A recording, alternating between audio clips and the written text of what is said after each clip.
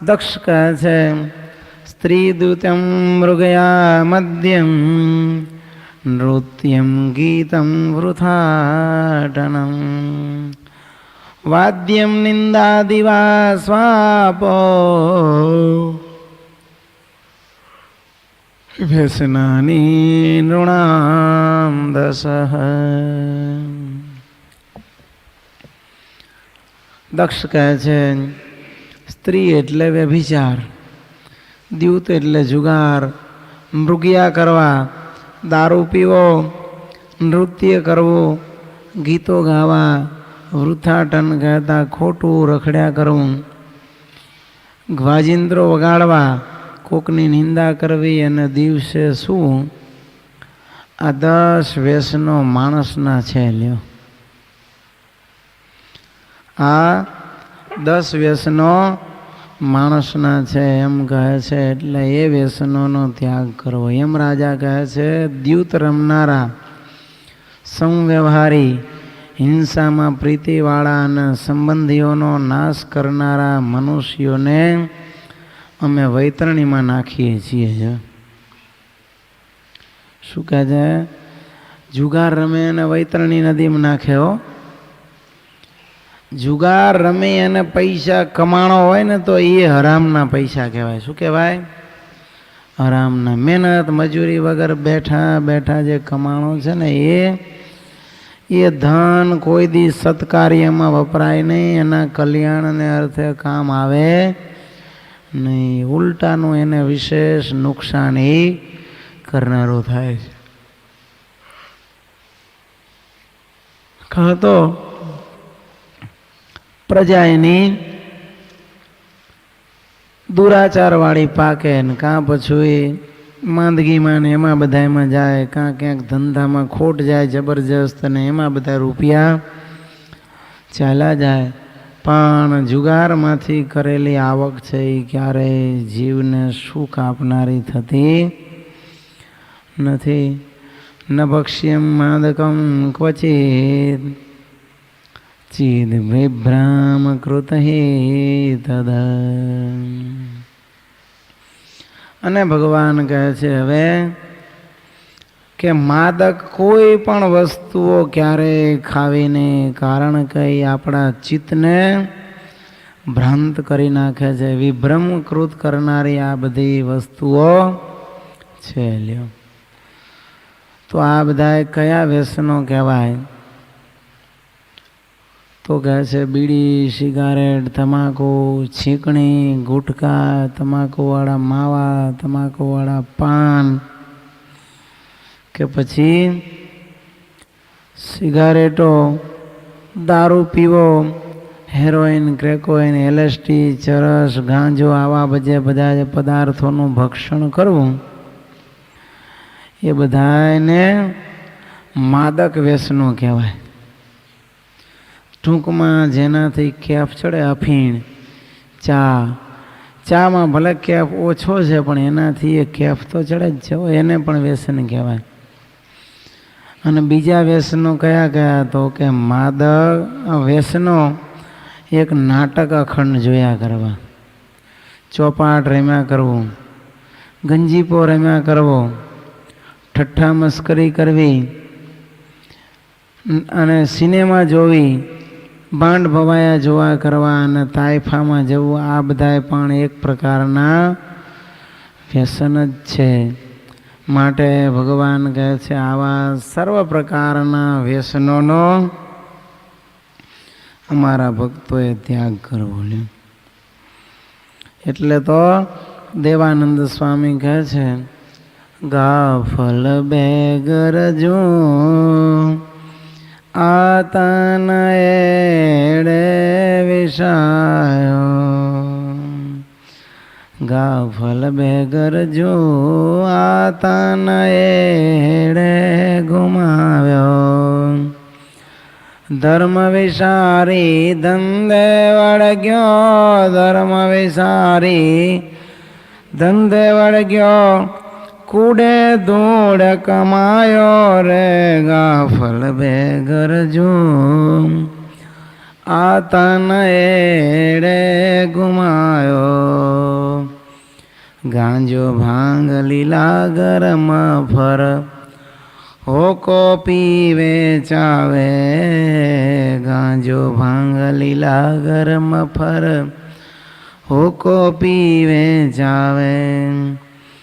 દેવાનંદ કહે દેખ વિચારી, દેવાનંદ કહે દેખ વિચારી, દુઃખનો અંત ન આવે રે ગાફલ બેગર જો, આ તન એડે ગુમાયો. સ્વામી કહે છે આ વ્યસનોની પાછળ મોંઘો આવો માણસનો દેહ તે પાયમાલ કરી નાખ્યો, બરબાદ કરી નાખ્યો, એડે ખોઈ નાખ્યો.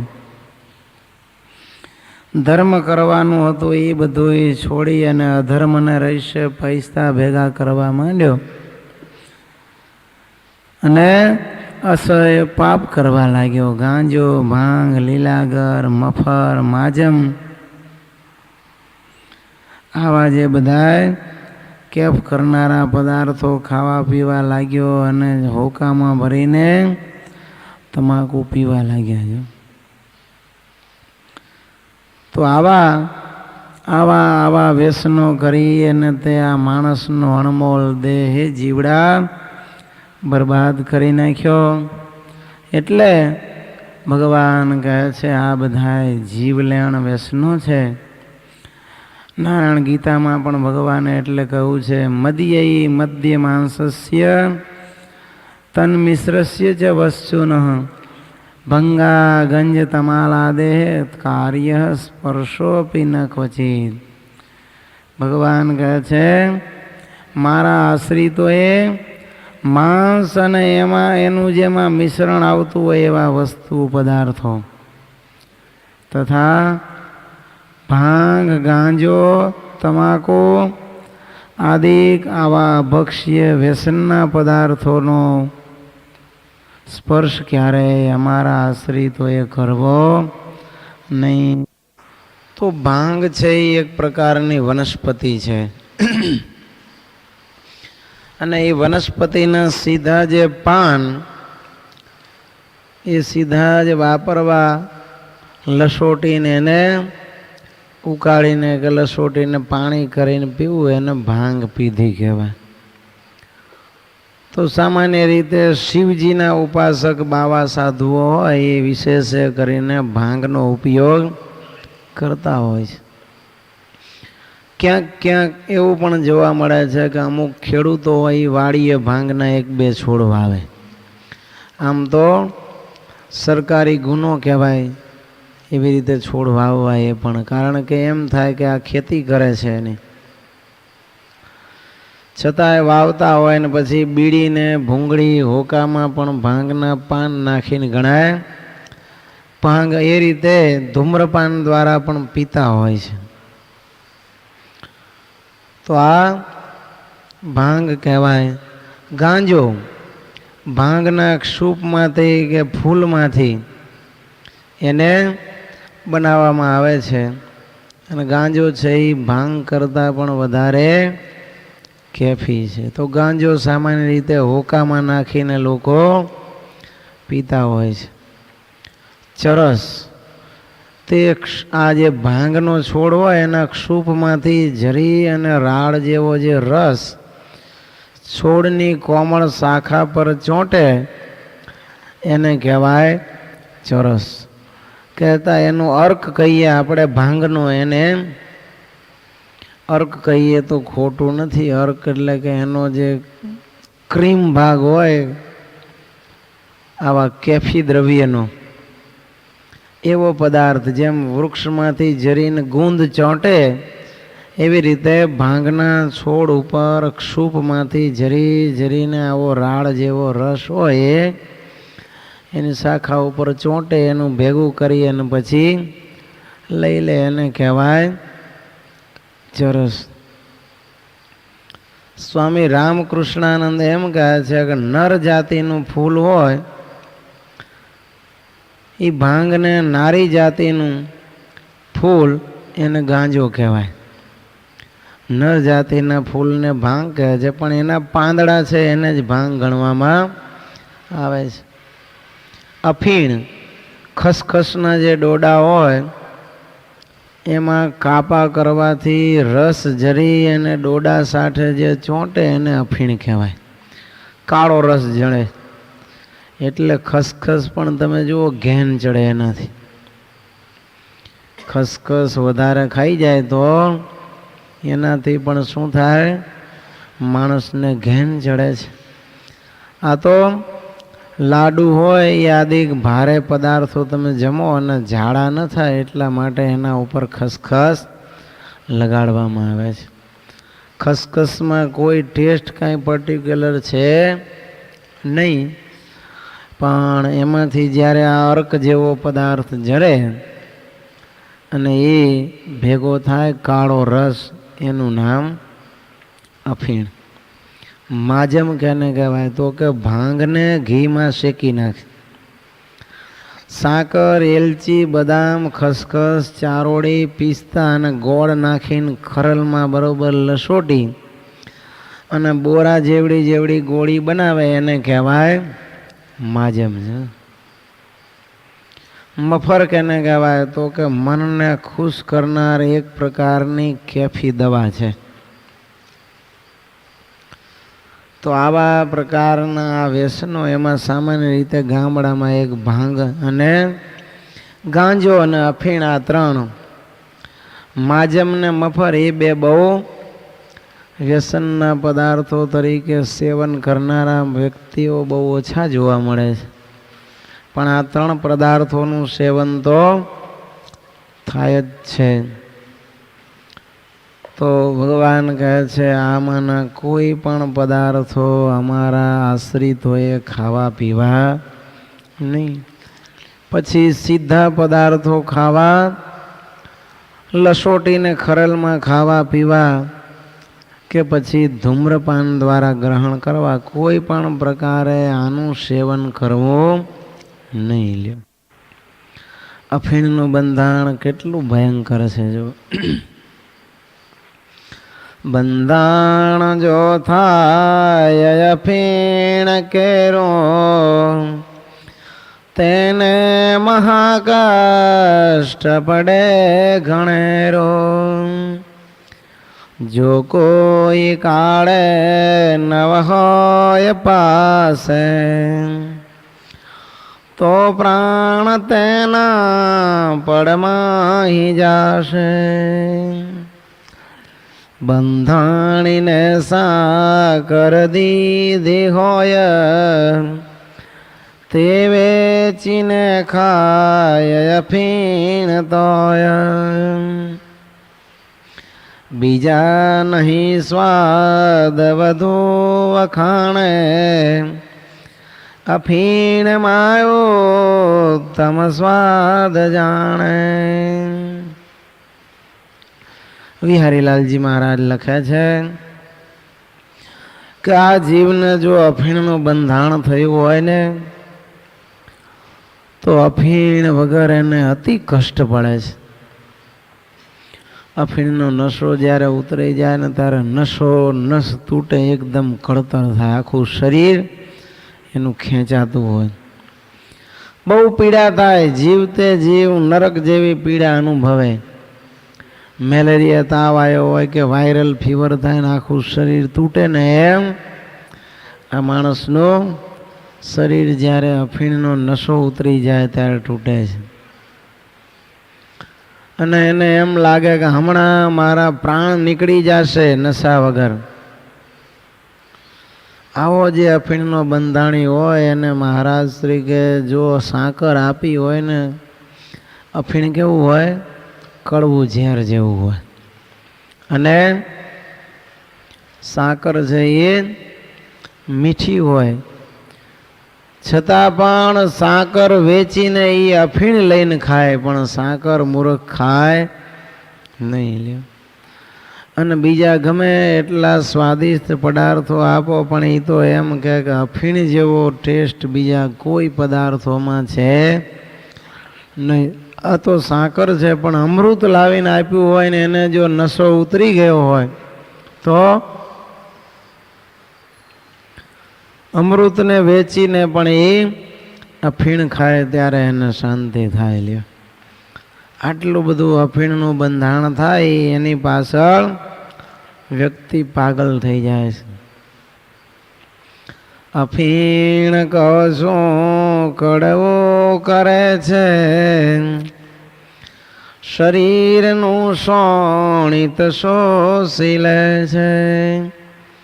નાણાં તણું તો નુકસાન થાય, મૂર્ખા વિના કોણ અફીણ ખાય. અફીણ ખાય એટલે મોઢું કડવું ઝેર જેવું થઈ જાય. એટલે કે છે અફીણ મોઢું કડવું કરે છે. અને બંધાણી તમે જોજો, એના શરીર કેવા આવા હાડકાના માળા થઈ ગયા હોય, હાડપિંજર જેવું ખોખું. એટલે કહે છે શરીરનું શોણિત એટલે લોહી. ધીરે ધીરે એના લોહીનું શું થઈ જાય? પાણી થઈ જાય. લોહી શોષાઈ જાય, એનું લોહી શરીરમાં ઘટી જાય. અને વળી પૈસાનું નુકસાન થાય છે. અફીણ પાછું આવે પણ મોંઘું. એટલે કહે છે મૂર્ખા વિના કોણ અફીણ ખાય. એટલે આવું નુકસાનકારક અફીણ મૂર્ખ સિવાય બીજા કોઈ ખાય નહીં. લ્યો, કોને આવા વ્યસન થાય? જો બ્રહ્મ હત્યા પૂર્વે કરેલી, સ્ત્રી બાળ હત્યા અથવા થયેલી, તે પાપ જ્યારે પ્રકટિત થાય, અફીણ બંધાણ જને કરાય. ભગવાન કહે છે, વિહારીલાલજી મહારાજ લખે છે કે પૂર્વે જો એને બ્રહ્મ હત્યા કરી હોય, બાળ હત્યા કરી હોય, અથવા તો સ્ત્રી હત્યા કરી હોય, આવા મોટા પાપ કર્યા હોય ને, તો એ પાપના ફળ સ્વરૂપે માણસને અફીણનું બંધાણ થાય. લ્યો, આ પાપ જ્યારે પ્રગટે ત્યારે શું થાય? એ જીવને અફીણનું બંધાણ થાય છે. માટે અફીણ, માજમ, ગાંજો આ બધા જે પદાર્થોના બંધાણ થાય છે એ પૂર્વના બહુ પાપી જીવ છે, એટલે આવા બંધાણ એને કર્યા છે. એમ ભગવાન હરિલીલામૃતમાં કહે છે. હવે આટલું ખતરનાક, આમ તો નેક્સ્ટ ટુ પોઈઝન કહેવાય, ઝેર જ છે અફીણ છે એક પ્રકારનું. છતાં પણ માણસો તમે જુઓ, નાનું બાળક જન્મે ને એ રો રો કરતું હોય ને, તો એની માં એને સુવડાવવા માટે અફીણ ખાય. શું કહેવાય? સુવડાવવા માટે નાનકડી ગોળી બાજરાના દાણા જેટલી પાણીમાં ઓગાળીને છોકરાને પાઈ દે. લ્યો, વિચાર કરો, આ માવતરો પણ છોકરાઓની જિંદગી જોખમમાં મૂકતા જરાય વિચાર કરતા નથી.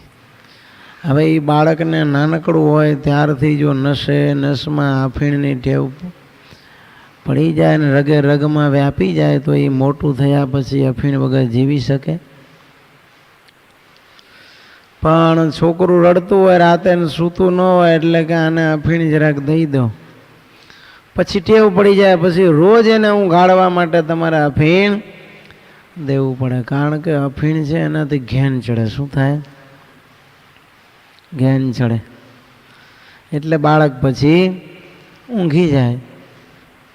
તો આવી રીતે ઘણી વાર અફીણ છે એ બાળકોને સુવાડવા માટે પણ લોકો, અને સગા એના મા બાપ, કોઈ દુશ્મન નહીં, તમે જુઓ એના સગા મા બાપો બાળકોને અફીણના વ્યસન કરાવી દેતા હોય છે. તો આ વ્યસન પછી છૂટવા ઘણા અઘરા થઈ જાય.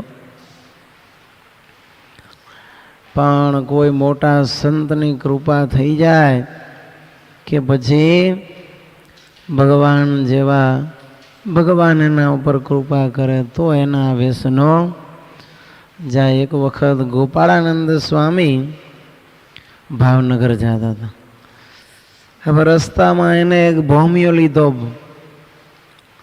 સ્વામી સાથે 25 કિલોમીટર ચાલ્યો, પછી અચાનક એને યાદ આવ્યું કે હું અફીણ તો ભૂલી ગયો. સ્વામીને કહે છે, સ્વામી મારે તો ઘરે પાછું જવું પડશે. સ્વામી કે વળી શું થયું તને દેવતા? ત્યારે કહે છે કે તમારા ભેગું મારાથી હલાય. અરે પણ વાંધો શું, ન હલાય કેમ? કહે છે સ્વામી હું અફીણનો હરેડ બંધાણી છું અને અફીણ વગર તો મારાથી એક ડગલું પણ ચલાય નહીં. એનો નશો ઉતરે એટલે ખલાસ. સ્વામી કહે છે અફીણ તો કે ભૂલી ગયો છું, ભેળું લીધું નથી. સ્વામી કે ચિંતા ન કરીશ, અત્યારે તું ચાલ અને અફીણ ખાલી થાય, તને નશો ઉતરી જાય ત્યારે તું મને કહેજે, હું તને વ્યવસ્થા કરાવી આપીશ. પછી સ્વામી સાથે આ તો ચાલ્યા. સાંજના 4-5 વાગ્યા અને નશો ઉતરી ગયો. શરીર માંડ્યું તૂટવા, નશે નસ જાણે આમ કપાતી હોય ને એવું લાગે. આવી પરિસ્થિતિ નિર્માણ થઈ અને એ તો બેસી ગયો. સ્વામીને કહે છે સ્વામી હવે મારાથી ચલાશે નહીં, કારણ કે હવે મને નશો ઉતરી ગયો છે. હવે તો અફીણ ક્યાંકથી લાવી આપો તો આગળ ચલાય. જંગલમાં ચાલ્યા જતા હતા. સ્વામીએ વનસ્પતિના પાંદડા લઈ હાથમાં ચોળી અને પેલા ભગતને આપ્યા, લે આ ખાઈ જા. પછી તને કોઈ દી અફીણ સાંભળે તો મને કહેજે. જો ચાલુ જંગલની વનસ્પતિઓ કાંઈ નહોતું, પણ આ તો ગોપાળાનંદ સ્વામી જેવા સમર્થ સંત ચોળીને વનસ્પતિના પાંદડા આપ્યા. પેલો ખાઈ ગયો. તે દીની ઘડે અને આખી જિંદગી કોઈ દી પછી એને અફીણ સાંભળ્યું નહીં. જુઓ, કાયમ માટે અફીણ એનું જીવનમાંથી ચાલ્યો ગયો. લીંબડીની અંદર એક બાપુ હતા, 80 વર્ષની ઉંમર હોય એની, અને એટલું અફીણ પીએ. બાપુને ધંધો જા. જ્યારના રાજપાટ ગયા ત્યારના પછી મોટા ભાગે શિવના મંદિર હોય, અહીંયા બાપુની બેઠક હોય. પહેલાં તો બાપુના ડેલીમાં ડાયરા થતા, પણ આ બધું રાજ દરબાર ચાલ્યું ગયું એટલે હવે પછી શિવજીના દેરા હોય અહીંયા, એ બાપુ મોટા ભાગે શિવના સેવક હોય, એ આવી રીતે કેફી દ્રવ્યના સેવન કરનારા જ હોય. ભાંગ, ગાંજો, હોકા, ચલમ, બીડી, સિગારેટ અને અફીણ આ ચાલુ જ હોય એને.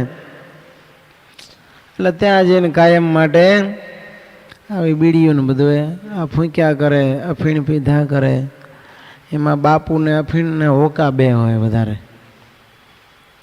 એટલે આ હોકો બરાબર કહુંબા ઘોડી અને પછી પીવે. એમાં વળી કુદરતને કરવું. બાપુના ભાગ્ય સારા હશે તો આપણા સંતોના યોગમાં આવ્યા. અને થોડાક દિવસ સંતો રહ્યા, સત્સંગ કરાયો અને બાપુએ નિયમ લીધું સંતો પાસે કે આજથી કોઈ દિવસ હું અફીણ નહીં પીવું છું. અને બાપુ પાછા હોય મરદ મૂછાળા હોય, એક વખત એ નિયમ લે પછી મૂકે નહીં.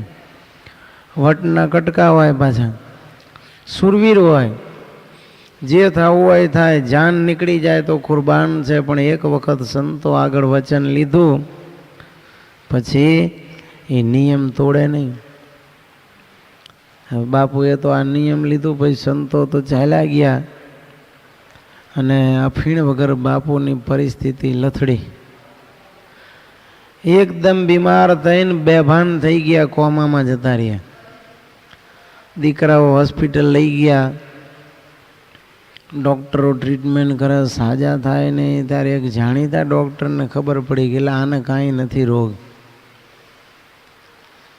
છોકરાઓને પૂછ્યું કે અફીણ થા, કે અફીણ બાપુએ છોડી દીધું છે બસ. એ કે એને તકલીફ આ જ છે, અફીણ તમે એને આપો એટલે ઘોડા જેવા થઈ જશે. અફીણ વગર જ આ પરિસ્થિતિ થઈ છે. હમણાં બધા એના તંત્રો કામ કરતા થઈ જશે.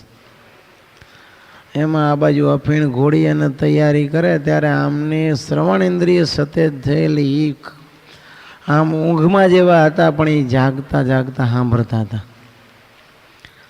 એટલે ડૉક્ટરને આંખો ખોલીને કહે છે, સાંભળો ડૉક્ટર, અફીણું નહીં પીવું.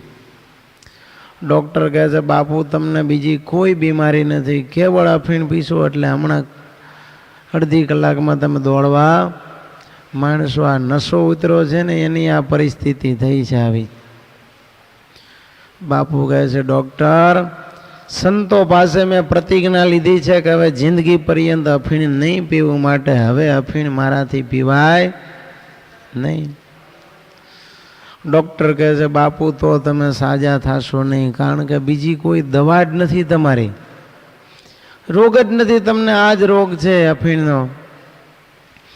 બાપુ કહે છે, આમ નામ બેભાન અવસ્થામાં મરી જવું ને તો કુરબાન છે, પણ આ મોઢે હવે અફીણ જશે નહીં. છોકરાઓને ના પાડી દીધી કે અફીણ મને પાછો નહીં. જો ભગવાનને પ્રાર્થના કરી, સંતોને કેવડાયું, 2-3 દી ભગવાનની પ્રાર્થના થઈ અને બાપુ પછી ધીરે ધીરે સાજા થવા માંડ્યા. જો અને એવા સાજા થઈ ગયા કે ગામના આ જાપેથી ઓલા જાપે ડોટું દેશે, પણ બાપુને હવે કંઈ થતું નથી.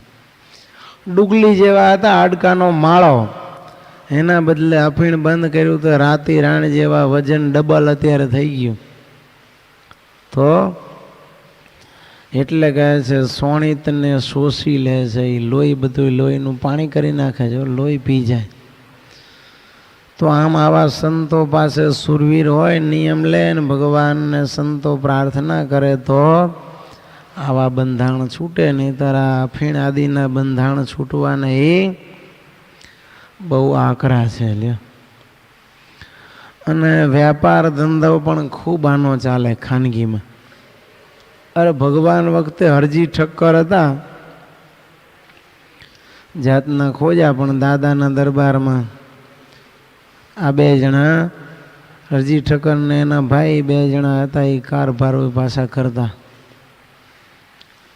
એટલે એ હરજી ઠક્કર રૂપિયા ભેગા કરવા માટે છાનો અફીણનો વેપાર કરતા. જો આજની બંધી નથી, એ વખતે પણ સરકારની બંધી હતી, જાહેર વેચાણ ઉપર પ્રતિબંધ, કોઈ વેચી ન શકે. તો એક વખત એના કોઈ પિતરાય ભાઈઓએ સરકારમાં ચાળી ખાધી કે હરજી ઠક્કર છે એ અફીણ વેચે છે, એટલે સરકારી અત્યારે આપણે જેમ રેડ પાડે એ વખતે જપ્તી કહેતા એને. તો એ સરકારની જપ્તી આવી. એ અગાઉ ગોપાળા ભગવાને એને દર્શન દઈને એમ કીધું કે ભાઈ તારે ત્યાં રેડ પડવાની છે અને આ માલ હગે વગે કરી લે, નહીંતર જેલમાં જઈશ ને ફરી વાર આ ધંધો બંધ કરી દે. આવો અફીણ વેચવાનો ધંધો તું કરીશ નહીં, સત્સંગી થઈને આ ઝેર વેચે નરકમાં જઈશ. હરજી ઠક્કરે તાબડતોબ બધો માલ હતો એ ક્યાંક બીજે સંતાડી દીધો અને સરકારી જપ્તી આવી વડોદરાથી.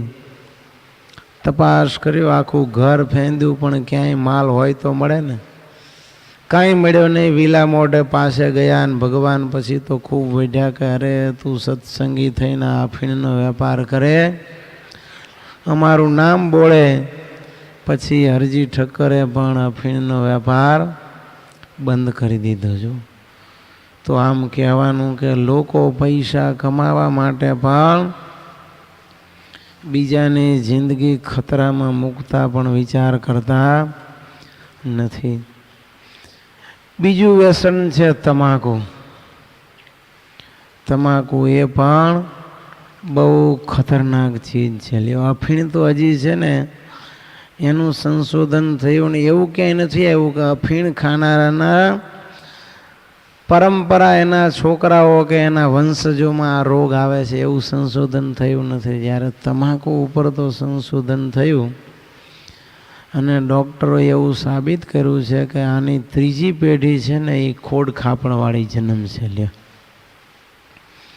તમાકુનું અત્યારે જે સેવન કરે છે એ જે ગુટકા, પાન, બીડી, સિગારેટમાં, ચીરૂટમાં કે હોકા, આ બધામાં સતત, એમાંય ગુટકામાં ખાસ તમાકુ ડાયરેક્ટ જે ખાય છે એના ઉપરથી સંશોધન કર્યું ડૉક્ટરોએ કે એ તમાકુની અસર આપણા રંગસૂત્ર ઉપર થાય છે. જે રંગસૂત્ર આપણને લોહીમાં દેખાતા જ નથી. એમાં જે DNA હોય 500 તત્વ છે. રંગસૂત્રની અંદર કેટલા છે? 500 તત્વો. લ્યો, રંગસૂત્ર તો આપણને દેખાતું નથી, એટલું ઝીણું છે. એ રંગસૂત્રની અંદર 500 તત્વ છે અને એ તત્વોને આ તમાકુ અસર કરી જાય. વિચાર કરો, એમાં એને વિકૃત કરી નાખે છે. રંગ તત્વને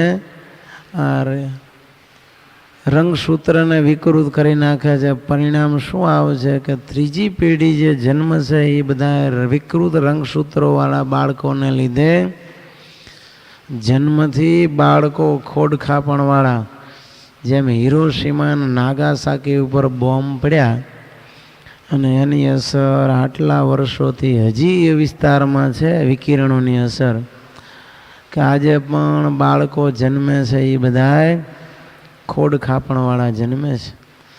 તો એમ આ તીવ્ર વિકિરણો આની અસર છે કેફની, ઝેરી દ્રવ્યની, તમાકુના, એ આ રંગસૂત્ર ઉપર થશે અને ત્રીજી પેઢી જન્મશે એ જન્મતાની સાથે જ ખોડખાપણવાળી થશે અને એનું જે પાપ લાગશે એ કોના ખાતામાં? અત્યારે જે આ ગુટકા, બીડી, સિગારેટ, તમાકુનું સેવન કરે છે એના ખાતામાં એ બધું પાપ જમા થશે. એટલે ભગવાન કહે છે તમાલાદેશ છે ભક્ષણમ. જો આ તમાકુ આદિકનું ભક્ષણ પણ સર્વ પ્રકારે અમારા આશ્રિતોએ વર્જવું. ભંગા ગંજ તમાલાદેહ કાર્ય સ્પર્શોપી ન કચિત. લ્યો, ભગવાને તો શું કહ્યું?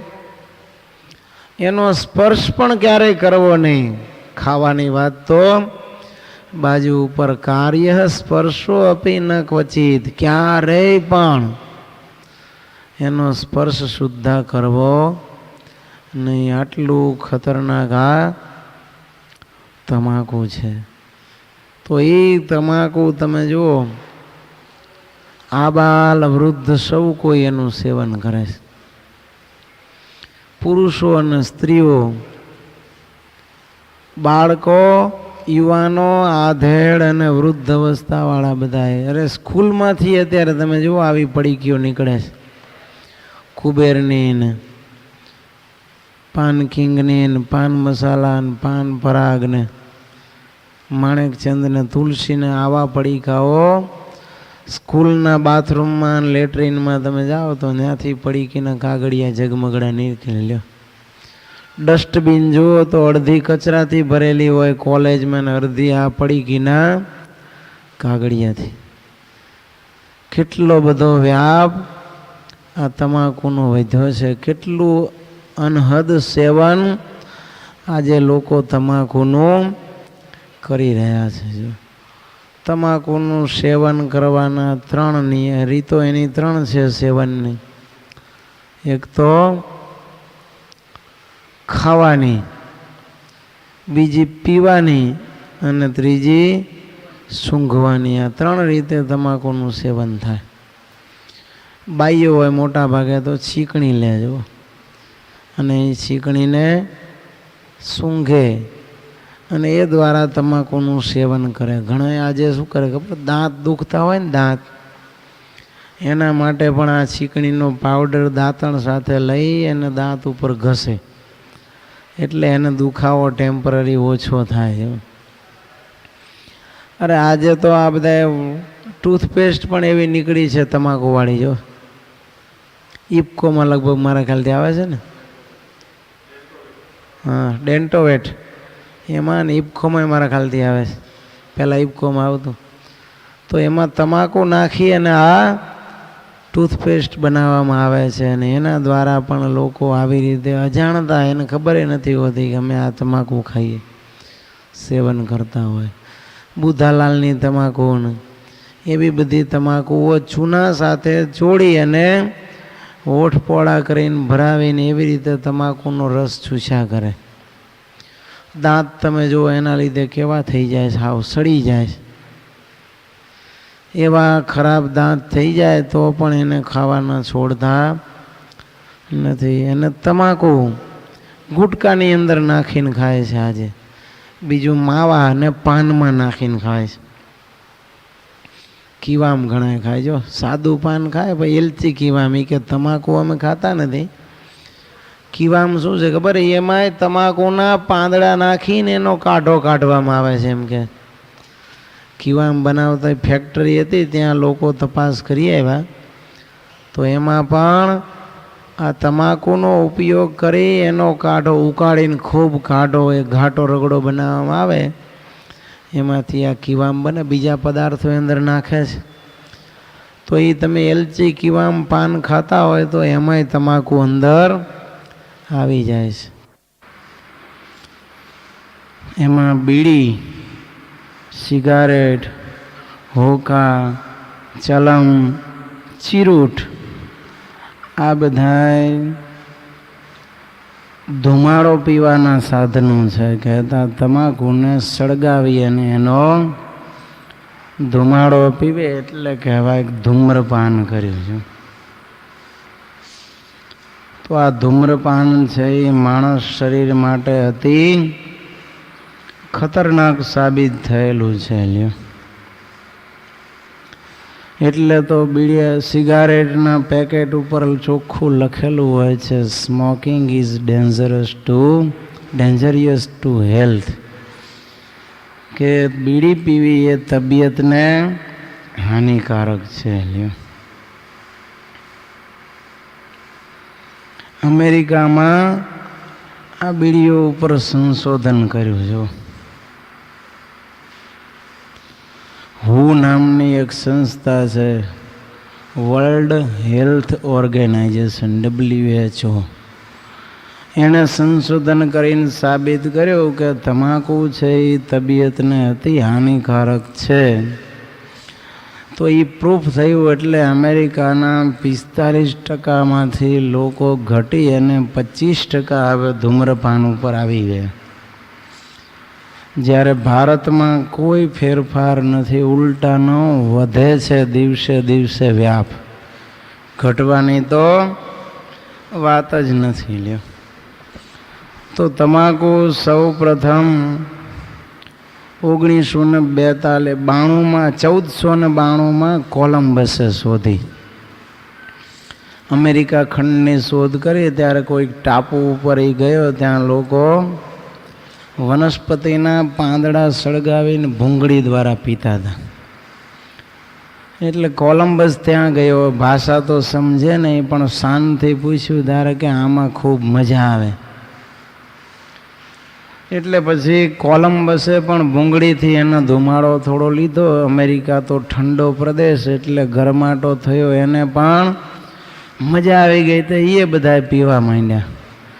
ત્યાંથી પાછા છોડવાઓ સ્ટીમરની અંદર લાવી અને આ લોકોએ પોતાને ત્યાં સ્પેન, પોર્ટુગલની અંદર પણ આ તમાકુના છોડ ઉગાડ્યા છે. અને તુરંત એ છોડવાના સેવન પોર્ટુગલમાં આદિકમાં પણ ચાલુ થઈ ગયેલી, એની ખેતી ચાલુ થઈ ગઈ. પછી તો યુરોપ ખંડ આખામાં આ રહી હતી એ તમાકુ વિસ્તરી અને યુરોપ કહેતા બ્રિટનવાળા જ્યાં જ્યાં રાજ્ય કરવા ગયા ત્યાં ત્યાં તમાકુને લઈ ગયા. જહાંગીરનું શાસન હતું ઈસવીસન 1600માં, ત્યારે અહીંયા એ લોકો આવ્યા પોર્ટુગીઝો, અને એને જહાંગીરને આ તમાકુની લિજ્જત ચખાડી, એને પીધી તો એને મજા આવી ગઈ. પછી તો એના દરબારીઓ, અમીર, ઉમરાઓ, સેનાપતિ અને સૈનિકોની અંદર પણ ઝડપથી આ તમાકુ વ્યાપી ગઈ. બધાએ માંડ્યા પીવા. જો ત્યાં સુધી કે છે કે ગરીબ પ્રજા હતી ભારતની, ત્યાં સુધી આ પહોંચી ગઈ. અને 5 સૈકાઓમાં તો 150 કરોડ ઉપર માણસોને આ તમાકુ ભરખી ગઈ છે. હવે આ તમાકુની વિપરીત અસરની ખ્યાલ જહાંગીરને આવી ગયો એટલે જહાંગીરે તો પછી પોતે બીડી છોડી દીધી જુઓ, પણ ગરીબ માણસોને આ લત છૂટી નહીં અને એને સતત પીવાનું ચાલુ રાખ્યું.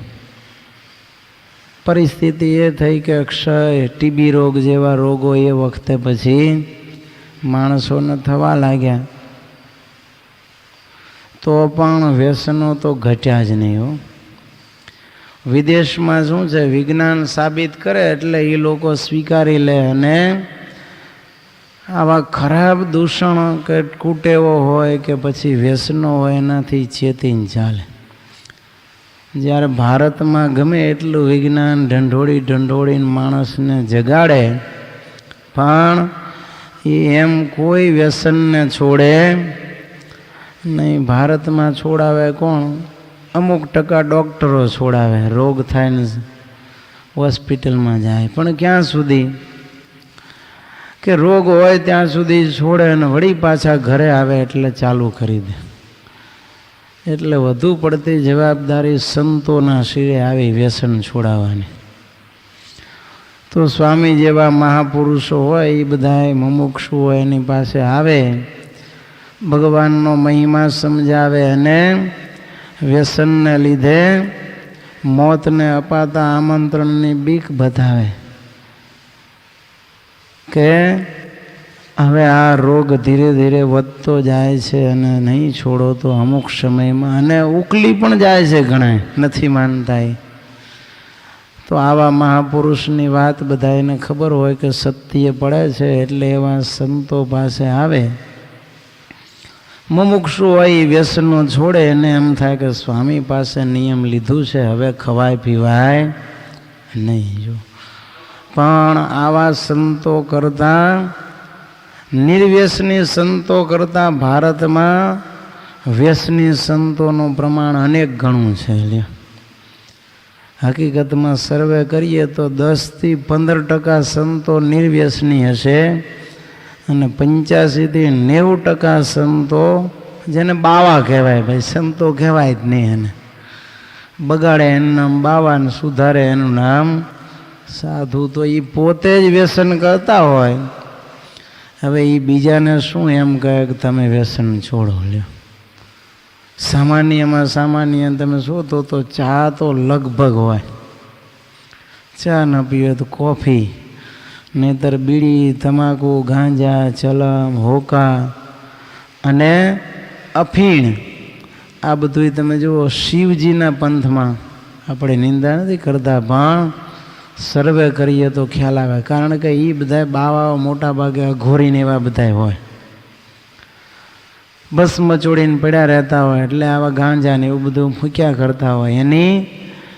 એના કેફમાં જ એની મસ્તી હોય, એટલે એ લોકોને આ વ્યસન છે એ છૂટતા જ નથી. તો હવે એની પાસે બીજો મુમુક્ષુ જાય એને એ શું વ્યસન મુકાવે? એટલે ભારતમાં વ્યસન મુક્તિ કરાવનારી વિભૂતિઓ વિરલ છે અને એના યોગમાં જે આવે એમાંથી જે સારા હોય એ બધા વ્યસનથી મુક્ત બને. ઘણા એવા હોય અમુક ટકા જે નિયમ લેતા જ કરતા હોય, જ્યાં જાય અહીંયા એ બીડી છોડવાનો નિયમ લે. દ્વારકા ગયો હોય તો એ ભલે, જગન્નાથપુરી જાય તો એ ભલે, બદ્રી કેદાર જાય તો એ ભલે, છપૈયા જાય તો એ ભલે. એક ભાઈ કે તું એલા બધે તો કે હું આજ લઈને કાલ ચાલુ કરી દઉં છું, જ્યાં જરૂર પડે ત્યાં પાછું નિયમ લઉં છું. તો એવા હોય બધી જગ્યાએ એક જ વ્યસન છોડે, તો એમાં પણ ફેરફાર થતો નથી. એટલે ભારતમાં વ્યસન મુક્તિ કરાવનાર સંતો જો વ્યસનો કરતા હોય તો આપણે પછી નિર્વ્યસની દેશની અપેક્ષા રાખી શકીએ નહીં. પણ જેટલું બને એટલું પ્રમાણ ઘટે એના માટે બધાએ પ્રયાસો કરવા જોઈએ. માણસ પોતે નીતિવાન સદાચારી અને ધર્મવાળો ભક્તિવાળો હોય ને તો એવું કાંઈ નથી કે સંતો કહેતો જ અસર પડે. ઘણીવાર મુમુક્ષુ હોય એને તો વડીલ વ્યક્તિઓ સારા ભગવત ભક્તો પ્રેમથી કહે તો પણ એની અસર થતી હોય છે. પણ બાવા સાધુઓ પાસે જઈને તો ઉલટાના ઘણીવાર વ્યસન ન હોય તો થવાની શક્યતાઓ પણ છે. લે શું કામ ખબર છે? જુવાનિયાઓ જાય બાવા પાસે બેસવા, પછી તરત છે ને પોતાની પાસે જે કંઈ વ્યસનનું સાધન હોય એ ધરે. ઓકો હોય તો ઓકો ધરે ને બીડી સિગારેટ હોય તો એ ધરે. એટલે પેલો કહે છે હમ નહીં પીતે. અરે तुम ये नहीं पीते? गांजो હોય તો गांजो ધરે. એટલે પછી ક્યાંક जिसने नहीं पी गांजे की कली वो लड़के से तो लड़की ભલી લ્યો. હું કે મરદ થઈને તે હજી એક વાર ગાંજો નથી પીધો, બીડી નથી પીધી, હોકા નહીં તે એક વખત મોજ માણી નથી. મરદ થઈને ભલા માણા તું બીવેશ, તારા કરતા તો છોકરીઓ હારી. એ અત્યારે બાયું બીડીયું પીતી થઈ ગઈ છે અને તું હજી બીડી સિગારેટ કાંઈ પીતો નથી. જો એમ કરીને ઉલટાનો નિર્વ્યસની હોય અને વ્યસની બનાવવાની વાતો ચાલતી હોય છે. એટલે આપણે સાધુઓ પાસે અને બાવાઓ પાસે પણ આવી વિશેષ અપેક્ષા રાખી શકીએ એમ નથી. લ્યો અને એનાથી આગળ આ લોકોએ તો પાછા શ્લોકો બનાવ્યા છે ને મહિમાના. ઘણા એમ કે બાપુ આપણે આ તમાકુ આદિકનું સેવન ન કરાય. ત્યારે કહે છે સાંભળો શાસ્ત્રોમાં શું લખ્યું છે ખબર છે? તો કે ના. ત્યારે કે તમાકુ તિલ માત્રેણ સુવર્ણ દાન ફલમ લભેત, ચપટી ચપટી ગૌદાનમ પડી કે પાપ નાશનમ. શું કહે છે? એક તલ જેટલે તમાકુની પત્તીનું તમે કોકને દાન કરો તો કેટલું ફળ મળે ખબર છે? સુવર્ણનું દાન કરો જેટલું ફળ મળે એટલું ફળ કેવળ તમાકુ કોકને તલ જેટલું આપવાથી મળે છે. લ્યો અને ચપટી ભરીને કોકને આપો તો ગાય દાનનું ફળ મળે. અને આખું પડીકું જો બુધાલાલની એક પડીકી લઈને દઈ દો તો એનું પુણ્ય તો અથાગ છે. કહેતા એના જેટલા પાપ હોય એ બધાએ બળીને નાશ પામી જાય. માટે કંઈ નહીં તો એ પાપનો નાશ કરવા માટે એક પડીકી દાનમાં જીવનમાં દેવી લ્યો. તો આવી રીતે ઉલટી શિખામણ આપી અને લોકોને